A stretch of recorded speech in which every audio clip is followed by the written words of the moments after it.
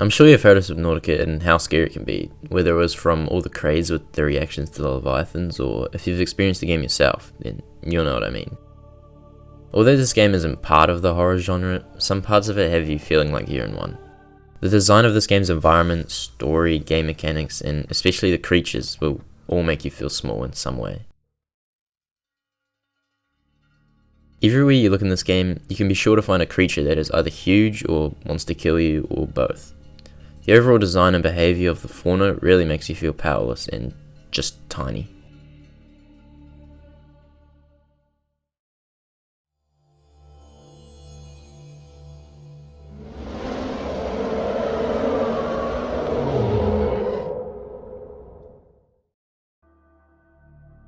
The Reaper is one of the most iconic Leviathans of the game.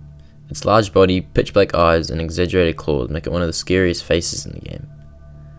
The Reaper is found around the Aurora, which gives you the impression that they are scavengers, and the way they behave towards the player is one of the scariest parts about it. The Reaper is programmed to stay just out of sight of the player, with loud roars and a tail flicking in the distance being the only warning you'll get before it starts hunting you. The behaviour of the Reaper makes exploring parts of the map very tense. You get the feeling that you really are being hunted, with the PDA even saying, "Detecting multiple Leviathan class life forms in the region. Are you certain whatever you're doing is worth it?" The Reapers also make you disadvantaged even in a Seamoth, due to their ability to grab onto it and destroy it. And overall, the Reaper is just a big factor to the feeling of being powerless in this game.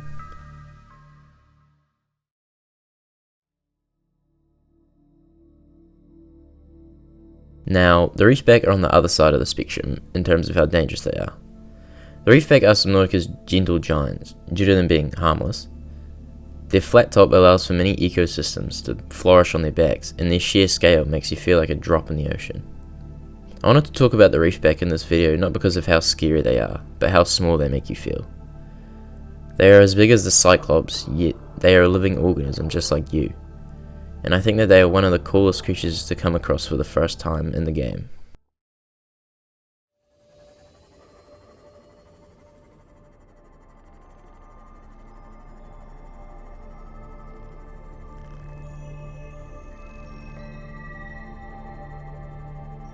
The Ghost Leviathan strays the most from the game's generally grounded creature designs, looking more paranormal than alien.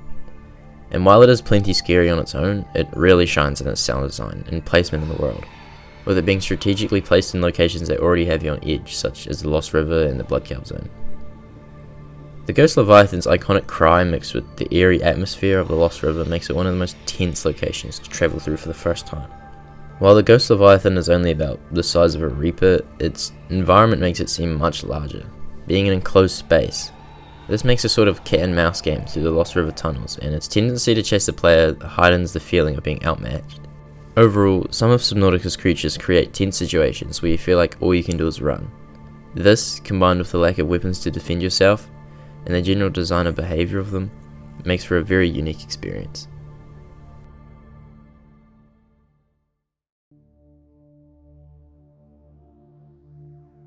Subnautica's environments are designed to be vast and seemingly endless, and these conditions generally manifest the feeling of fear in the player. Nearly all people have an inherent fear of the unknown, and the developers have crafted the game to exploit this. When Subnautica was released, it was pretty much only a survival game, but throughout its development it drifted more and more towards a horror title, after early players commented on how terrifying some of the environments were. The Jellyshroom Caves is most players' first real encounter with caves in the game.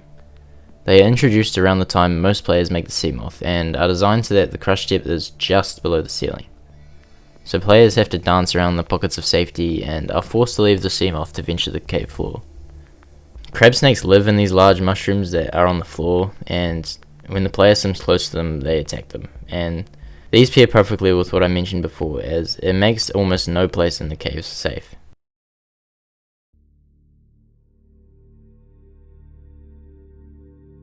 The Lost River is a vast, dark, underwater biome that contains some of the previously mentioned Ghost Leviathans. It also contains a variety of huge skeletons and alien structures that leave the player trying to piece together what happens. Overall, the immense scale of the Lost River and the aggressive creatures, ominous lighting, and mysterious artifacts make it a very interesting place to travel through. And these elements combine perfectly together to create an eerie and unsettling environment that induces fear and makes you feel small.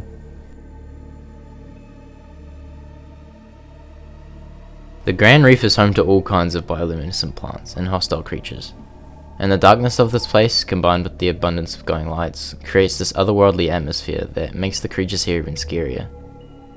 The crab squid and the warper are some of the most alien things you'll come across, with their weird abilities that can disorientate you. In my opinion, the big glowing bulbs really make this place feel cool, but also hostile. And the Degassi base here is one of the scariest places to explore for the first time, due to the crab squid that pretty much guards it. This place is one of my favourite places in the game, and the fact that it's underneath this massive island held up by jelly things means you can't see the surface of the water, and it's a little bit scary. All of Subnautica's environments are great at inducing fear with stunning but intimidating atmospheres, and the vast depth of the game combined with the player's fear of the unknown make for a game that is amazing at subtle environmental horror. Overall, Subnautica conveys a sense of smallness to players through all these different design elements. Its atmospheric environments, huge alien creatures, and its vast depth all work together to create an experience where players feel dwarfed and insignificant. Limited visibility, audio cues, and the ever-present threat of the unknown only increases this feeling.